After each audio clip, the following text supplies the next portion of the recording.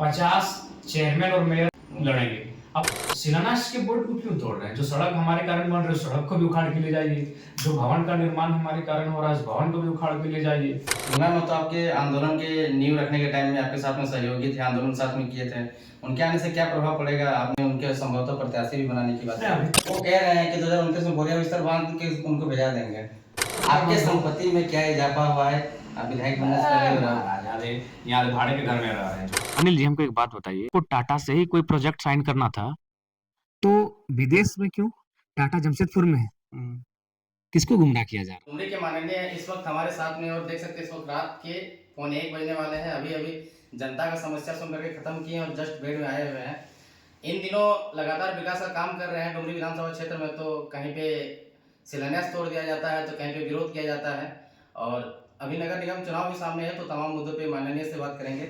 आपके शिलान्यास बोर्ड को तोड़ दिया जाता है, कैसे देखते हैं इसको? फिलहाल हमें लगता है आज की डेट में पूरे झारखंड के 81 विधानसभाओं में शायद अगर किसी विधायक का कंटिन्यू शिलान्यास तोड़ा जा रहा है तो जयराम महतो का, क्योंकि जयराम महतो का राजनीति में उदय ही एक आम व्यक्ति को विश्वास दिलाता है। और कोई नहीं चाहता कि आम व्यक्ति राजनीति में सक्रिय हो, आम व्यक्ति राजनीतिक गुत्थियों को जाने समझे।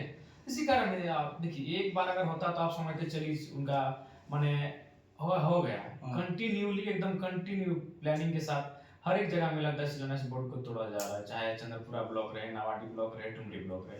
तो ये चीजें दर्शाती हैं कि उनके अंदर एक दूषित मानसिकता हावी हो चुकी है। आप मेरे विरोधी हो सकते हैं, विकास की योजनाओं की नहीं। और उस शिलान्यास के जो पट हैं वो विकास की योजनाओं की आधारशिला रखते समय लगाए जाते हैं। तो ये बहुत ही दुर्भाग्यपूर्ण विषय है। मैं तो उनको स्पष्ट कहूंगा कि अगर उनमें इतनी सामर्थ्य और कुव्वत है तो वो शिलान्यास के बोर्ड को क्यों तोड़ रहे हैं? जो सड़क हमारे कारण बन रही है, उस सड़क को भी उखाड़ के ले जाइए। जो भवन का निर्माण हमारे कारण हो रहा है, उस भवन को भी उखाड़ के ले जाइए। जो भी कार्य हो रहे हैं उन कार्यों को वो उखाड़ के ले जाए। डैम बना वो कह रहे हैं कि 2029 में बोरिया बिस्तर बांध के उनको भेजा देंगे। देखिए, ये हम नहीं है, हम एक विचारधारा है, एक आम जनमानस की आवाज है। 25 सालों में पहली बार कोई नौजवान राजनीति में आया है जो सीधा कॉलेज की पगडंडियों से राजनीति की सीढ़ियों तक आया है। तो इसलिए उन चीज़ों को पचा नहीं पा रहे हैं। राजनीति का मतलब था राजा का बेटा आएगा, विधायक के घर से कोई नया विधायक आएगा, सांसद के घर से कोई नया नेता आएगा। लेकिन एक साधारण लड़का राजनीति में आया है और बड़ी सरल तरीके से राजनीति कर रहा है। लोगों को इससे पहले जनता और विधायक के बीच की जो व्यवस्था थी वो भक्त और ईश्वर जैसा व्यवस्था था। लेकिन मैंने आगे बताया ऐसा कुछ नहीं है। वो आपके मत से जीत कर जाता है, आपके लिए काम करना होता है।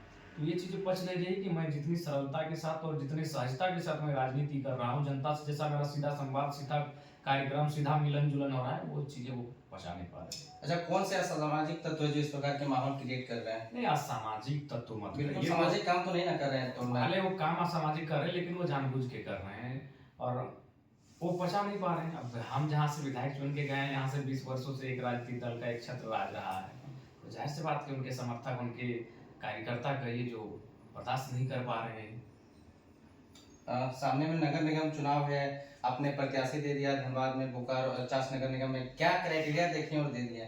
लोग कह रहे हैं कि जातिवाद को इन्होंने इंप्लीमेंटेशन किया है। एक बात है अनिल जी, सबसे पहला बात तो आपको जानना चाहिए कि नगर निकाय के चुनाव में कितने नगर निगम है, कितने नगर परिषद है, कितने नगर पंचायत है। आपकी जानकारी के लिए मैं बता दूं, 9 नगर निगम है, 21 20 करके नगर पंचायत और नगर परिषद है। यानी 21 और 20 41 और 9 50, यानी 50 चेयरमैन और मेयर 50 लड़ेंगे।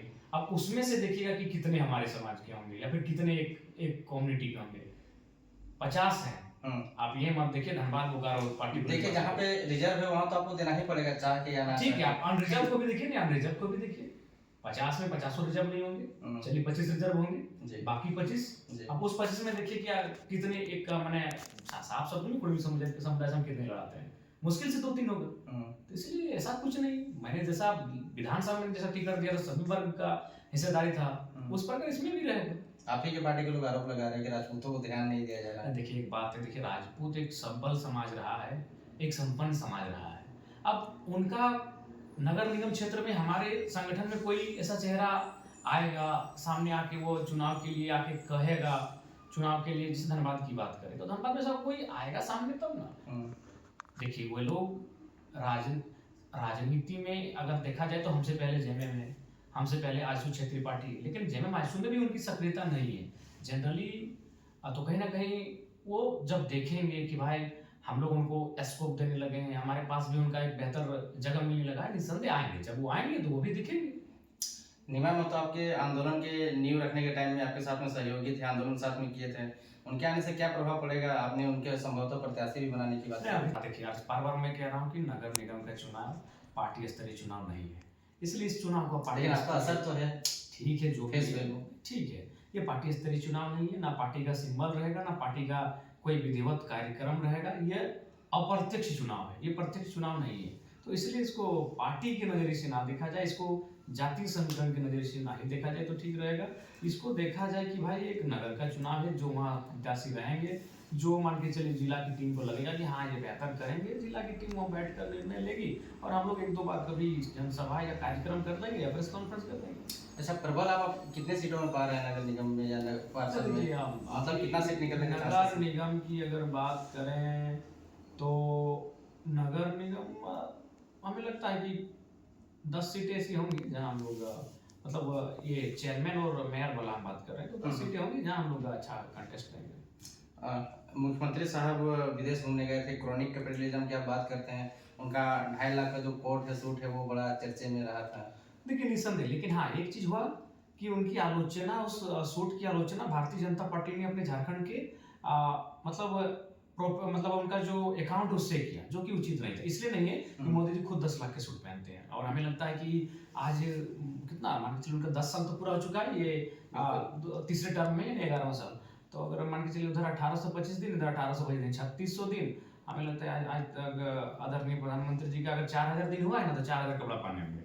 इसलिए भारतीय जनता पार्टी अगर मुख्यमंत्री को ट्रोल कर रही है तो आलोचना कर रही है तो मुझे लगता है उचित नहीं है। बाकी अगर जनता कर रही है तो बिल्कुल उचित है। मुख्यमंत्री अगर माने एक ऐसे राज्य को रिप्रेजेंट कर रहे हैं जहाँ आज माने परेशानियां हैं, आज नौजवान सड़कों पे हैं, स्कॉलरशिप नहीं मिला और अगर वहाँ जब 3 लाख 4 लाख का सूट पैंट और कपड़ा पहन के घूमेंगे तो कोई भी आलोचना करेगा, कोई भी सवाल खड़ा करेगा। लेकिन भारतीय जनता पार्टी नहीं कर सकती क्योंकि उनके जो प्रधानमंत्री है खुद 10 लाख का सूट पहन चुके हैं। भारतीय जनता पार्टी के सांसद धनबाद के उनके भाई विधायक आपकी आलोचना करते हैं, संपत्ति से संबंधित कुछ कुछ खुलासा कर रहे थे। आपके संपत्ति में क्या इजाफा हुआ है विधायक बनने से पहले और अब?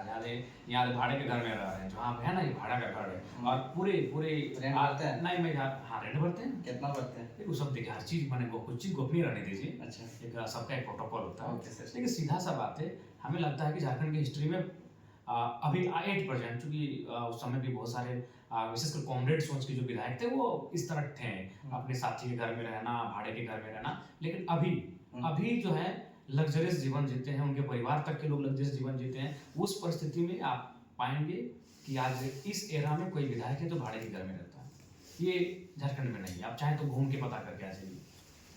दोनों मतों के ऊपर में जो 40,000 करोड़ की जो संपत्ति की बात चल रही थी उसमें आपने आपने तो याचिका दायर हुई, उस याचिका के आधार पर मैंने कहा और बाकी मैं आप तो देख ही रहे हैं मेरे उस बयान के बाद बहुत सारे लोग भी सामने आए हैं और वो खुद गिना रहे हैं उनकी संपत्ति को, इसमें क्या नया है। ठीक है, आपने आपने जो वोट 12 लाख 13 लाख गेन किया, वर्तमान में जहाँ से आप सीट नहीं जीत पाए, भूमिया हो गया, मांडू हो गया, अन्य जगह से, वहाँ पे किस प्रकार से जनता की समस्या का समाधान किया जा रहा है? बिल्कुल वहाँ हमारे जो हैं उस क्षेत्र के जो हमारे नेतागण हैं वो लगातार उनके बीच एक्टिव है और उनको मैं स्पष्ट कहता हूँ कि जब वो समस्या आपके माध्यम से नहीं समाधान हो पाती, आप सीधे उन तक हम तक पहुँचाइए, हम हैं उनके लिए अवेलेबल हैं। विधायक जी, अब 1 महीना का लंबा सेशन चलने वाला है सदन में, 15 से शुरू होगा। आपने इससे पहले जितने भी मुद्दे उठाए, बहुत सारे मुद्दे उठाए, उसमें कितना मतलब हो पा रहा है काम? देखिए अभी फिलहाल तो जो परिस्थितियां हैं वर्तमान में जो राज्य सरकार है, कहीं ना कहीं इस राज्य सरकार के पास दूरगामी सोच नहीं है। अब यह बात कि जो आदरणीय मुख्यमंत्री जी विदेश दौरे पर गए हैं वो मैनिपुलेट कर रहे हैं, दिग्भ्रमित कर रहे हैं लोगों को। वहाँ क्या चर्चा हुआ विदेश के दौरे में कि वो 11,000 करोड़ का एमओयू साइन कर रहे हैं। किसके साथ? टाटा के साथ। अच्छा एक बात बताइए, अगर आपको अनिल जी हमको एक बात बताइए, अगर उनको टाटा से ही कोई प्रोजेक्ट साइन करना था, तो विदेश में क्यों? टाटा जमशेदपुर में है।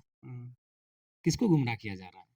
यानी जनता का मानसिक स्तर इतना मतलब डाउन है कि जनता को समझ में नहीं आ रहा है कि सच में वो क्या कर क्या रहे हैं। सिंपल सा है। खैर अभी तो हम उसमें रिसर्च नहीं किए हैं, अगर हम रिसर्च करेंगे तो बहुत सारा फॉल्ट ऐसा निकाल देंगे तो उनको आपको मज़ाक लगेगा कि मुख्यमंत्री वहाँ करने क्या गए हैं। इसलिए हम ये कह रहे हैं चूँकि इससे पहले भी 6 महीना पहले कहीं गए थे। शायद स्पेन और स्पेन या कहीं गए थे, हुँ, आपको याद होगा। उस समय विदेश। भी हाँ, विदेश गए थे, 2 देशों की यात्रा करके क्या हुआ? फलाफल उसका शून्य है। हुँ, कुछ समय पहले ये शायद किसी अदर स्टेट में भी गए थे। जब वहाँ से भी वापस आए तो बड़ी बातें किया मुख्यमंत्री ने, लेकिन रिज़ल्ट क्या है? ज़ीरो। तो इस बार का भी जो ये यात्रा कर रहे हैं, ये यात्रा बिल्कुल एक महज़ दिखावटी है। हुँ, इसलिए दिखावटी है, पहला ही यहीं पे ये है कि जब आपको टाटा से ही वहाँ जाके डील करना था, तो टाटा जमशेदपुर में है, हुँ, आपके राज्य में टाटा है। हुँ। तो वहाँ आपको विदेश जाने की क्या ज़रूरत थी? 4 लाख का कुर्ता पहन के? तो ये बहुत सारी चीज़ें हैं, जो ये स्पष्ट कह रही हैं कि केवल माननीय मुख्यमंत्री अपनी अ, फेलियरिटी को छुपाने के लिए इन चीज़ों का सहारा ले रहे हैं।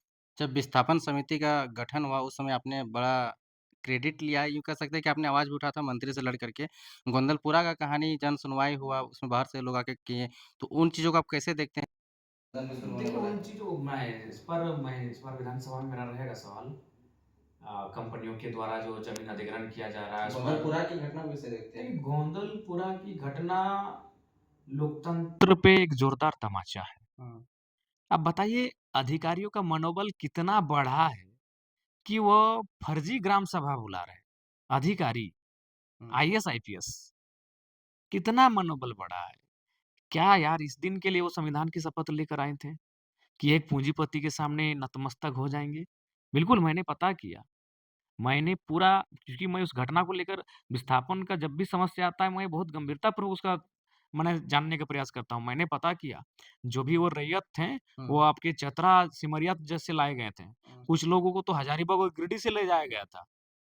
ओरिजिनल जो रैयत थे, जो बेचारे जो गोंदलपुरा वाले थे, लेकिन हाँ, अब क्या बोलबाला है, वो लोग भी जो रैयत माने एक गरीब आदमी को गरीब आदमी से मारपीट करवा दिया। ये सारा का सारा कसूर प्रशासन का है और यदि कसूर प्रशासन का है, तो कसूर राज्य सरकार का है। कि राज्य सरकार का अगर उनको संरक्षण नहीं रहेगा, तो किसी डीसी या रहे, एसपी रहे, एसडीओ रहे या कोई भी पदाधिकारी रहे, उसका इतना हिम्मत नहीं है कि वो इतना फर्जी तरीके से काम करेगा। अभी सूरज की रोशनी में हुँ, अरे फाइल कोई देखने नहीं जाता है। किसी आम जनता को मालूम भी नहीं है कि डीसी ऑफिस में क्या-क्या फाइल पड़ा है। हुँ। पब्लिक प्लेस में आप माने जन सुनवाई करवा रहे हैं। आप एक ग्राम आम सभा कर रहे हैं और फर्जी तरीके से कर रहे हैं, अभी ऑफिसर करवा रहे हैं।